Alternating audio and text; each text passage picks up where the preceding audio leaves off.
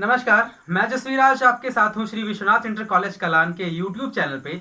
Subscribe करना मत भूलें ताकि आपको नई नई जानकारियाँ मिलती रहें साथ में। तो आज क्लास 9 कंप्यूटर साइंस के चैप्टर 1 की प्रश्नोत्तरी के साथ मैं उपस्थित हुआ हूँ। आज के इस वीडियो में हम लोग देखेंगे कि चैप्टर 1 के पार्ट 1 में कौन कौन से प्रश्न हैं और किस प्रकार बहुविकल्पीय को हल करना है। अर्थात आज हम लोग उन प्रश्नोत्तरियों को हल करेंगे जो चैप्टर 1 में पार्ट 1 में दी गई हैं। तो चैप्टर 1 और पार्ट 1 में जो प्रश्नोत्तरियां दी गई हैं वो कुछ इस प्रकार हैं जो आपको इस स्क्रीन के बाद दिखाई देगा। इन प्रश्नोत्तरियों में हम लोगों ने बहुविकल्पियों को कवर करने तथा बहुविकल्पी का वास्तविक अर्थ क्या है, वो किन चीजों से संबंध रखता है, इनको हल करने की कोशिश की है। तो आइए देखते हैं कि आज हम लोग देखेंगे कि जो पार्ट 1 का जो ऑप्शनल है, जो ऑब्जेक्टिव क्वेश्चंस है, उसके आंसर्स क्या होंगे। तो हमारे पास यहाँ पर है कि कंप्यूटर के आविष्कारक कौन होते हैं। तो ऑप्शन में दिया गया है von Neumann, JS. Kilby, Charles Babbage, इनमें से कोई नहीं। तो सब लोग जानते हैं कि कंप्यूटर के आविष्कारक कौन है। तो कंप्यूटर के आविष्कारक वॉन न्यूमैन है, जे.एस. किल्बी है, चार्ल्स बाबेज है, इनमें से कोई नहीं है। जल्दी से ऑप्शन आप लोग बताइए। तो इसमें से जो ऑप्शन है आपका सी वो सही होगा, अर्थात चार्ल्स बाबेज आपके कंप्यूटर के आविष्कारक हैं। जिन बच्चों ने इसका आंसर सी लगाया है इनका बहुत बहुत बहुत सही है। ओके, नेक्स्ट चलते हैं। अगला क्वेश्चन है सबसे पहला कंप्यूटर का नाम क्या था। तो सबसे पहले कंप्यूटर का नाम दिए गए ऑप्शन में से देखते हैं ध्यान से। पहला है ए है अटारिस, एनिक, टैंडी या नोवेला। एक बार फिर से ऑप्शन सुनिएगा, देखिएगा, अटारिस, इनियक, टैंडी, नोवेला। तो इनमें से आप लोग जानते हैं कि सबसे पहले कंप्यूटर जो था वो था क्या, इनियक। तो इसमें से जिन्होंने बी ऑप्शन लगाया है उनका बिल्कुल सही है। चलिए आगे चलते हैं, आगे देखते हैं कौन सा क्वेश्चन है।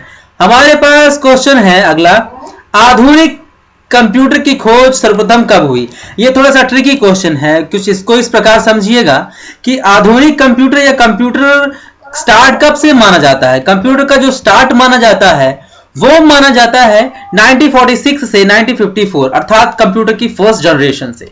जो कंप्यूटर की फर्स्ट जनरेशन है वहीं पर आधुनिक कंप्यूटर की खोज या आधुनिक कंप्यूटर का निर्माण माना जाता है। तो यहां पर option A 1949, option B 1951, option C 1946 and option D 1947। तो यहां पे जो 1946 है वो बिल्कुल सही आंसर है, अर्थात आधुनिक कंप्यूटर की खोज पहली पीढ़ी में 1946 से हुई थी। आगे चलते हैं, कंप्यूटर का हिंदी का नाम क्या है। एक बार ये ध्यान सुनिएगा, कंप्यूटर का हिंदी का नाम क्या है। कंप्यूटर को हिंदी में क्या कहते हैं। कंप्यूटर को हिंदी में संगणक कहते हैं वैसे। और संगणक क्या होता है, गणना करने वाला होता है, हिसाब लगाने वाला होता है, परिगणक होता है। तो इसमें से आप बताइए कौन सा ऑप्शन सही है, option A, option B, option C या option D. Option A, B, C, D, जल्दी करिए, इसमें सेलेक्ट करिएगा। आई होप आप लोगों ने चयन कर लिया होगा। तो इसमें जो ऑप्शन बी है संगणक वो बिल्कुल सही आंसर है। क्यों, गणना करने वाला भी हो सकता था, लेकिन आप लोगों ने हिंदी में पढ़ रखा होगा अनेक शब्दों के एक शब्द, तो इससे मिलता जुलता ही आंसर हमें देना होता था। तो यहां पे जो ऑप्शन बी है वो बिल्कुल सही आंसर है। आगे चलते हैं, अगला क्वेश्चन है हमारे पास, कंप्यूटर साक्षरता दिवस कब मनाया जाता है। तो कंप्यूटर साक्षरता दिवस जो बच्चे नए नए पढ़ रहे हैं या जिनको नहीं मालूम है वो खासकर ध्यान दें, और जिनको मालूम है वो अपना ऑप्शन अपने पास रखें, सेलेक्ट करके रखें। तो चलते हैं, ऑप्शन देते हैं। ऑप्शन पहला है 5 दिसंबर, बी है 14 दिसंबर, सी है 22 दिसंबर, डी है 2 दिसंबर। तो जिन्होंने ऑप्शन ए लगाया है उनका बिल्कुल गलत है फिलहाल, क्योंकि इसमें ऑप्शन जो डी है वो सही आंसर है, क्योंकि जो 2 दिसंबर होता है वो कंप्यूटर साक्षरता दिवस के रूप में मनाया जाता है, कंप्यूटर लिटरेसी डे के रूप में मनाया जाता है। सो नेक्स्ट है, सीपीयू का पूर्ण रूप क्या है। सीपीयू का पूरा नाम क्या है, फुल फॉर्म क्या है। तो कंप्यूटर का पूरा नाम ऑप्शन दिए गए हैं, ए सेंट्रल प्रोसेसिंग यूनिट, दूसरा अर्थात बी सेंट्रल प्रॉब्लम यूनिट, तीसरा सेंट्रल प्रोसेसिंग यूनियन, या इनमें से कोई नहीं। जल्दी आंसर दीजिए। आप लोगों को ये पहले ही पार्ट के साथ पढ़ाया गया था जब आपको कंप्यूटर की संरचना पढ़ाई जा रही थी, जिसमें कंप्यूटर या में सीपीयू, कि जो 3 भाग हुआ करते थे ALU, CU, MU, उसमें CPU का सबसे पहले आपको फुल फॉर्म बताया गया होगा, हिंदी में जिसे कहते हैं केंद्रीय प्रक्रिया प्रणाली। जिन्होंने समझ लिया है हिंट क्या है वो फटाफट लगा दें, ठीक। तो आप जानते हैं जिन्होंने ऑप्शन बी सेलेक्ट किया है, बिल्कुल उनका गलत है। ऑप्शन ए बिल्कुल सही है, अर्थात सेंट्रल प्रोसेसिंग यूनिट। आगे चलते हैं, अगला क्वेश्चन, इनमें से कौन इनपुट इकाई है? इनपुट इकाई मतलब वे उपकरण जिनके द्वारा कंप्यूटर में कुछ सूचनाएं किसी भी रूप में, ऑडियो, वीडियो, फोटो, किसी भी रूप में भेजी जाती हैं।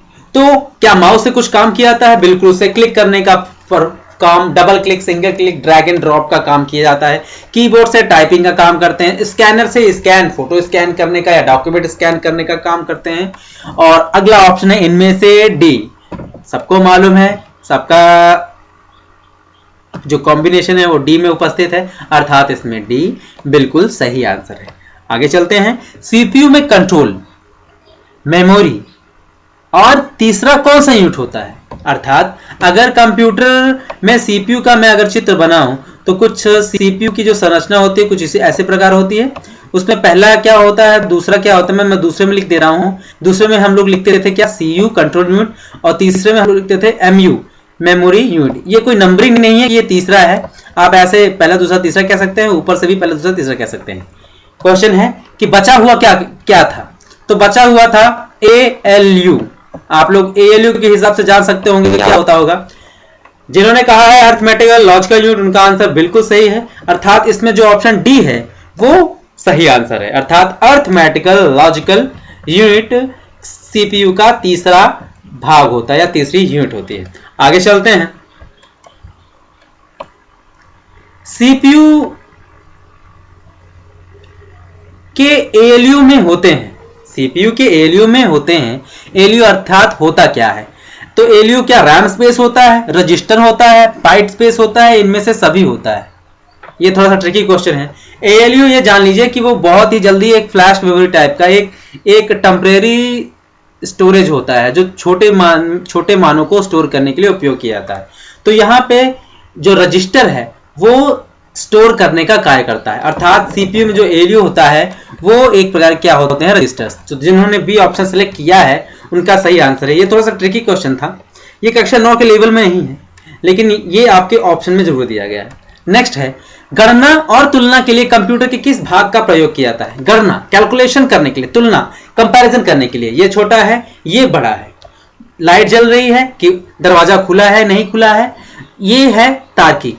और 2 और 2 कितने होते हैं? 4 होते हैं। ये क्या है? गणना। तो इस प्रकार के काम करने के लिए कंप्यूटर या सीपीयू का कौन सा भाग उपयोग होता है? ऑप्शन दिया गया ए डिस्क यूनिट, बी मॉडम, सी ALU या डी कंट्रोल यूनिट। कुछ देर पहले आप लोगों ने ALU का फुल फॉर्म देखा एवं पढ़ा था, अर्थमेटिकल लॉजिकल यूनिट, अर्थात वो कोई और भाग नहीं है, जो आप सोच रहे हैं वही भाग है। आप टिक कर चुके होंगे। आगे चलते हैं, अगला है प्रोसेसर के 3 मुख्य भाग होते हैं। ये मैं आपको बिल्कुल नहीं बताऊंगा, आप लोग इसके बारे में बहुत अच्छा जानते हैं कि प्रोसेसर के 3 भाग वो कौन कौन से हैं। आप लोगों ने कुछ देर पहले उसकी संरचना भी देखी थी। उसमें संरचना में MU को रजिस्टर भी कहा जाता है। I think you know what I am talking about that. So let's going another question. अगला क्वेश्चन है, कंप्यूटर के सेंट्रल प्रोसेसिंग यूनिट का फंक्शन क्या है? डेटा डिलीट करना, इनवॉइस बनाना या बनाता है, गणना प्रोसेस करता है, इनमें से कोई नहीं। प्रोसेसिंग का काम क्या है? डेटा डिलीट करता है, इनवॉइस बनाता है, गणना और प्रोसेसिंग करता है, इनमें से कोई नहीं। ये ट्रिकी क्वेश्चन है, ध्यान से समझिए। डेटा डिलीट करना या इनवॉइस बनाना किसी भी कार्य के आने के बाद की क्रिया है। पहले कोई कार्य या गणना आती है, उस पर प्रोसेसिंग होती है, एंड आफ्टर दैट उसके बाद जाके डेटा डिलीट, इनवॉइस या फॉर्मेटिंग, सजावट, भेजना, प्राप्त करने की क्रियाएं होती हैं। तो आप जान रहे होंगे इसका ऑप्शन कौन सा सही है। मैं फिर से ऑप्शन पढ़ देता हूं। क्या ऑप्शन ए डेटा डिलीट करना, ऑप्शन बी इनवॉइस बनाना, या ऑप्शन सी गणना और प्रोसेसिंग करना, या ऑप्शन डी इनमें से कोई नहीं। जिन्होंने सी ऑप्शन कहा है, चयन किया है, उनका उत्तर बिल्कुल सही है। आगे क्वेश्चन पे चलते हैं। कंप्यूटर द्वारा प्रोड्यूस किया गया परिमाण मैंने ये चीज आपको एक बार फिर से बताई थी कि कंप्यूटर से प्राप्त होने वाला जो भी परिमाण है वो क्या कहलाता है। जो भी कंप्यूटर से प्राप्त होता है, क्या वो मेमोरी होती है, क्या वो डेटा होता है, क्या वो इनपुट होता है, या क्या वो आउटपुट होता है। फिर से देखते हैं option A memory, B data, C output या डी इनपुट। तो जिन बच्चों ने ऑप्शन सी सेलेक्ट किया है उनका बिल्कुल सही है। आगे चलते हैं। अब ये 2 क्वेश्चन मैं आप लोगों के लिए छोड़ रहा हूं, आप लोगों को इसको ध्यान से पढ़ना है, समझना है और इनके ऊपर आपको लघु उत्तरीय प्रश्नों के रूप में लिखित में व्हाट्सएप ग्रुप में सेंड करना है। एक बार पुनः सुनिए, ये यहां पर ऑप्शन तो हैं, साथ में इनसे संबंधित आपको होमवर्क भी डिजाइन करके व्हाट्सएप ग्रुप में भेजना है।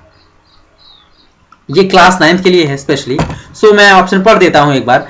इनपुट का आउटपुट में रूपांतरण किया जाता है, किसके द्वारा किया जाता है? मेमोरी द्वारा, सीपीयू द्वारा, इनपुट या आउटपुट द्वारा।